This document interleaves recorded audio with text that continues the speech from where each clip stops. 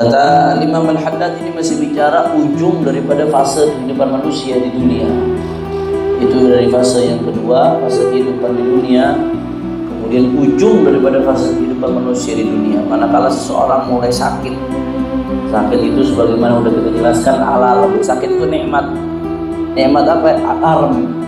Kalau nggak ada alarm bahaya. Kalau ada bablas saja sudah. Tapi sakit itu alarm dari Allah supaya kita ingat. Ini udah sakit-sakitan nih, jangan banyak tingkah dah. Tobat dah. Jangan berbuat dosa lagi dah. Alarm dari Allah Subhanahu wa ta'ala. Di dalam Zubat disebutkan selama masih berakal. Orang pikir begitu sakit di rumah sakit terus bebas, nggak usah sholat. Enggak. Selama masih berakal wajib hukumnya buat sholat. Jadi hati-hati nih. Termasuk yang penting ketika orang jagain orang sakit bukan cuma urusan buahnya diperhatiin.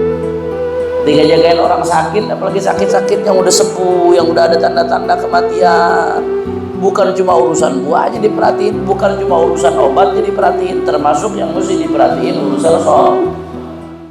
Bismillahirrahmanirrahim. Alhamdulillahirabbil alamin. Allahumma shalli wa sallim wa barik wa karim ومجد وعظم على سيدنا وحبيبنا وشفيعنا ونور قلوبنا محمد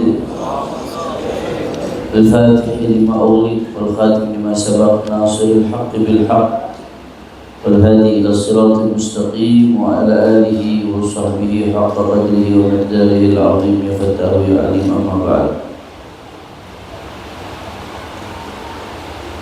Yang sama-sama kita hormati dan kita muliakan orang tua kita Al-Habib Yusuf bin Ali Asy-Syatiri, begitu pula guru kita Al-Habib Hadi bin Yusuf Asy-Syatiri, Al-Habib Ali Ba'agil, dan semuanya para habaib, para asatid. Tidak saya sebutkan satu persatu tanpa mengurangi rasa hormat saya kepada beliau semua. Kita doakan mudah-mudahan guru-guru kita Allah panjangkan umurnya, Allah sehatkan badannya, Allah jaga zahir batinnya, Allah menangkan perjuangannya. Amin ya rabbal. Dan salam penghormatan yang paling istimewa saya hadiahkan kepada hadirin hadirat, muslimin muslimat, mukminin mukminat, baik yang hadir secara langsung di tempat ini atau yang menyaksikan melalui media sosial. Kita semua angkat tangan, kita minta sama Allah, mudah-mudahan tidaklah kita keluar dari tempat ini kecuali semua dosa kita diampuni oleh Allah.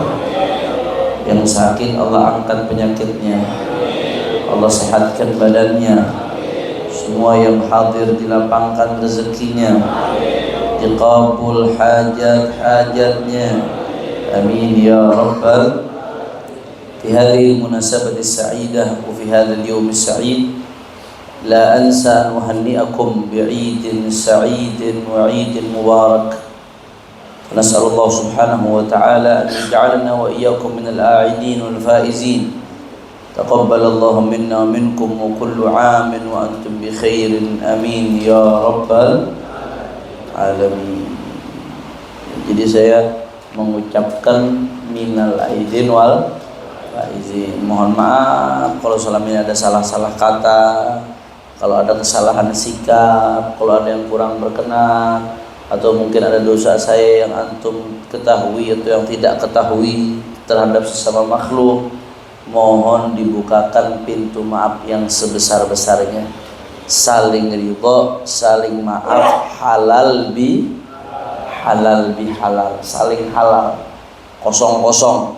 Nah, kalau kata ibu-ibu di SPBU mulai dari nol, biasanya di pom bensin mulai dari nol ya. Nah, kita juga sama, lebaran juga mulai dari nol. Kalau pernah punya tanggungan, pernah punya dosa, punya ketersinggungan dan sebagainya, saling memaafkan supaya dosanya dari nol lagi, bersih lagi, insya. Mudah-mudahan Allah pertemukan kita ke Ramadan yang akan datang, insya Allah. Fi khairin wa lutfin wa afiyah. Amin ya rabbal alamin. Habail kiram, kita melanjutkan kajian kitab Sabilul Intikam. Dan sebelumnya saya minta maaf, biasanya nggak sampai seterlambat ini. Tadi memang lagi kurang fit, lagi kurang sehat, sehingga ada keterlambatan. Nah, insyaallah mudah-mudahan waktu kita dikasih keberkahan oleh Allah Subhanahu wa taala. Selanjutnya wa yanbaghi lil marid an yahtariza minan najasat an tusibahu fi badanihi aw fi thiyabihi fatamna'uhu min as-salah wal yahdhar kullal hadar min tarki as-salah wal yasil ala hasabi halih qa'idan aw muttaji'an aw kaifa amkanahu wa la yukhtam 'amaluhu bil idha'a li 'imadid din alladhi huwa as-salah. Kata Imam Al-Haddad ini masih bicara ujung daripada fase kehidupan manusia di dunia. Itu dari fase yang kedua, fase kehidupan di dunia, kemudian ujung daripada fase kehidupan manusia di dunia. Manakala seseorang mulai sakit. Sakit itu sebagaimana udah kita jelaskan alarm. Sakit itu nikmat. Nikmat apa? Alarm. Kalau nggak ada alarm bahaya, tahu-tahu udah bablas saja saudara. Tapi sakit itu alarm dari Allah supaya kita ingat. Ini udah sakit-sakitan nih, jangan banyak tingkah dah. Tobat dah. Jangan berbuat dosa lagi dah. Alarm dari Allah Subhanahu wa taala. Maka kata Imam Al-Haddad, wa yanbaghi lil marid an yahtariza minan najasat. Hendaknya orang yang sakit itu berusaha menghindari najis, antusibahu fi badanihi aw fi thiyabihi, baik di badannya atau di pakaiannya. Kenapa dia berusaha menghindari najis? Fatamna'uhu minas shalah, karena najis itu bisa mencegah daripada keabsahan sholat. Jadi bagaimana caranya orang sakit berusaha menghindari najis? Bagaimana kalau sakitnya di rumah sakit udah pakai selang, pakai kateter karena najis terus-terusan itu, apakah enggak sholat? Oh enggak. Wala yajuzu tarku haliman agal wa ba'da ajzin in yutik syai'an fa'al. Di dalam Zubat disebutkan selama masih berakal. Orang pikir begitu sakit di rumah sakit terus bebas, enggak usah sholat. Enggak. Selama masih berakal wajib hukumnya buat sholat. Dia berusaha bersihkan najis yang dia bisa bersihkan. Kalau nggak bisa juga membersihkan, tetap bawa najis, ya apa namanya, pada saat itu setidaknya dia udah ihtiramul waqt. Dia tetap sholat untuk menghormati waktunya sholat. Kalau dia ada kesempatan nanti baik, ya tinggal digodok. Tapi kalau nggak ada kesempatan ternyata baik, ya ikhwan, dia meninggal dalam keadaan husnul khatimah. Jadi hati-hati nih. Termasuk yang penting ketika orang jagain orang sakit, bukan cuma urusan buahnya diperhatiin.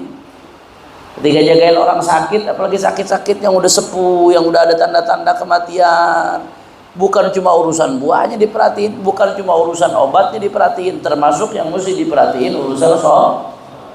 Saya ingat benar almarhumah Syarifah Fadlun binti Fadl bin Yahya. Saya punya ibu mertua rahimahullah rahmatul abrar. Emang karena seumur hidupnya ngejaga banget ya, dia jangankan ninggalin sholat, mundur sholat dari awal waktu saya gak pernah lihat. Dia kalau misalkan mau jalan nih, dia tahu nih kalau gara-gara jalan nih ujung-ujungnya sholat saya undur, dia mendingan gak jalan. Saking ngejaganya tuh, mau ada apa lagi depan muka, mau enak apa lagi hiburan, gak ada urusan. Menjaga banget. Akhirnya Allah kasih apa? Udah sakit, udah akhir hayat nih, udah nggak sadar apa-apa ya, udah kagak inget. Tapi kalau waktunya mau sholat ngerti, paham, ngasih isyarat, minta diwuduin, minta sholat. Sampai ya Jumat sore itu saya ingat, oh udah dalam keadaan dokter udah pasrah. Kata dokter ini tinggal ngitung jam kalau kata dokter, karena organ tubuhnya udah pada nggak berfungsi semuanya. Makan udah nggak bisa karena nggak bisa keluar, udah organ tubuh udah nggak berfungsi. Tinggal ngitung jam, minta pulang akhirnya ke rumah. Begitu pulang ke rumah, meninggalnya zuhur besok jam 2. Itu jam 12:30 dalam keadaan udah nggak bisa ngapa-ngapain, masih ngasih isyarat minta sholat. Nah ini penting. Kenapa? Jangan sampai orang seumur hidupnya ngejaga sholat, tahu-tahu di akhir hayatnya sholatnya nggak kejaga. Rugi apa kagak? Kalau kata anak zaman sekarang, yang bener aja. Rugi loh.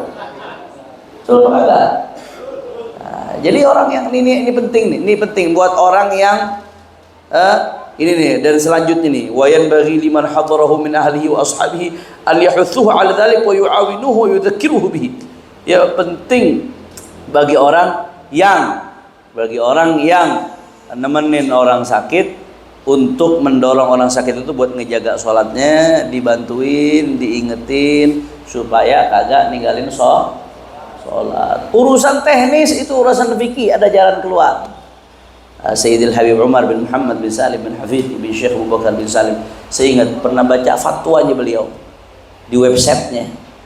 Saya pernah baca fatwanya beliau di websitenya. Ada seorang anak nanya sama Habib Umar, Habib, saya punya orang tua sudah stroke, sudah nggak bisa ngapa-ngapain, tapi masih sadar. Kalau harus sholat 5 waktu Habib, maka repot Habib. Saya mesti cebokin, saya mesti bersihin, saya mesti gantiin pakaiannya. Repot Habib. Apakah kewajiban sholat digugurkan untuk dia? Pertanyaannya kurang lebih begitu. Kata Umar. Kata Umar, sama yang tadi saya katakan, kewajiban sholat nggak gugur selama masih ada akal. Selama masih ada akal, kewajiban sholat nggak gugur. Kecuali kalau udah nggak sadar, udah koma. Orang koma tuh nggak wajib sholat tuh. Hati dia bangun sadar nggak wajib qadha. Karena ketika koma itu dia nggak wajib sholat emang. Khitab kewajiban sholat aja nggak kena. Jelas atau tidak? Tapi selama masih ada akal, kata beliau wajib sholat. Dan di sini tantangan kamu sebagai anak berbakti kepada orang tua, bagaimana tetap di akhir-akhir hayatnya orang tua itu bisa ngejaga sholatnya. Urusan teknis kamu nggak usah repot, gampang. Bagaimana caranya? Saya pernah jelasin kalau nggak salah di sini. Apa di majelis lain? Saya lupa. Kebanyakan majelis ini. Apa lupa ngejelasin di mana gitu. Teknisnya gampang. Nih perhatiin baik-baik nih. Ini buat yang punya orang tua stroke atau punya orang tua sakit, gampang. Bagaimana caranya supaya nggak ribet? Orang yang sakit itu boleh jamak sholatnya. Ini poin pertama. Jamak lil marad. Orang yang sakit sholatnya boleh digabung, dijamak. Zuhur sama asar, maghrib sama isya, boleh dijamak, tapi nggak diqashar ya, bukan dibikin 2 rakaat, tetap 4 rakaat, tapi waktunya digabung. Nah maka caranya supaya nggak ribet berkali-kali, sholat duhurnya dijamak takhir, diundurin ke waktu asar, sholatnya agak di ujung waktu, agak di ujung, taruhlah ya sholatnya 5:30.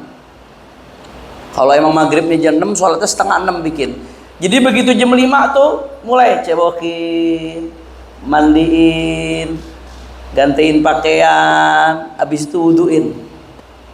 Habis diwuduin 5:30 ajak sholat zuhur 4 rakaat, habis itu sholat asar 4 rakaat. Jelas atau tidak? Nggak lama kemudian masuk waktu maghrib. Pokoknya dipasin dah, jangan sampai juga asarnya masuk waktu maghrib. Nggak lama kemudian masuk waktu maghrib. Begitu masuk waktu maghrib, langsung jamak takdim maghrib sama isya. Maghribnya sama isya jamak takdim. Langsung isyanya dimajukan ke waktu maghrib. Jadi kan masih ada wudhu tuh, pakaiannya masih suci tuh, masih bersih, pakaiannya masih rapi, dimajuin jamak takdim dari maghrib ke isya. Jelas apa kagak? Simpel nggak? Simpel. Daripada ente 4 kali. Subuhnya bagaimana Beb? Ya subuhnya perjuangan sedikit. Ente buat orang tua. Waktu ente kecil orang tua ente nggak pernah ngeluh, jam 2 malam bangun nyebokin gantiin pampers. Oh sekarang ente ngeluh begitu doang di akhir hayat. Orang tua 1 bisa ngurusin anak 10. Anak 10 kagak masa nggak bisa ngurusin orang tua 1. Kef. Ente juga bakal ngalamin tua, hati-hati. Sekarang ente nggak berjuang buat orang tua ente, besok begitu ente tua anak ente nggak bakal berjuang buat orang tua ente, buat ente. Hati-hati. Nah, jadi itu ya penting kata urusan teknis sholatnya. Insya Allah nanti kapan-kapan kita bahas di fikih urusan teknis sholatnya orang sakit ya, yang nggak bisa berdiri bisa duduk, yang nggak bisa duduk bisa tiduran telentang, yang nggak bisa pokoknya sepisanya. Tiduran nggak bisa juga Beb, sholat model tiduran begitu. Selama masih bisa ngangukin kepala, pakai isyarat. Pakai isyarat nggak bisa juga Beb, cuma mata doang bisa bergerak. Sholat pakai mata, kata ulama. Saking pentingnya ngejaga sholat.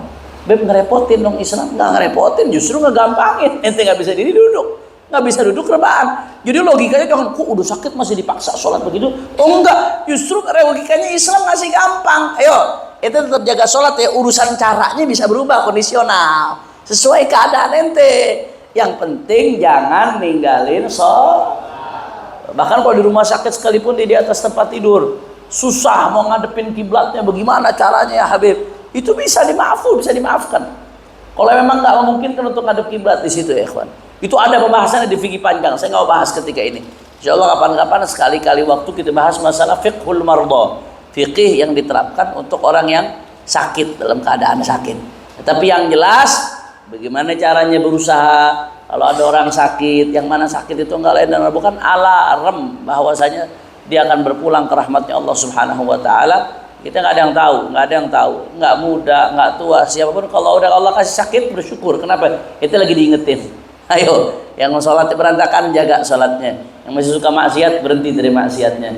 Alarm yang dikasih sama Allah Subhanahu wa taala. Jelas atau tidak? La ilaha illallah. Kata Imam Al-Haddad, wala yukhtam amaluh bil idha'ah li'imadiddin alladhi huwa shalah. Kata Imam Al-Haddad, jangan sampai umurnya ditutup, na'udzubillah min dzalik, dia dalam keadaan mengabaikan imadiddin. Bukan imadiddin, bukan. Nah, imaduddin tiang agama, yaitu salat. Jangan sampai, kata Imam Al-Haddad, jangan sampai ditutup umurnya dalam keadaan mengabaikan daripada sholat. La ilaha illallah. Mudah-mudahan Allah jadikan kita orang yang dirikan sholat sampai husnul khatimah. Amin ya rabbal alamin.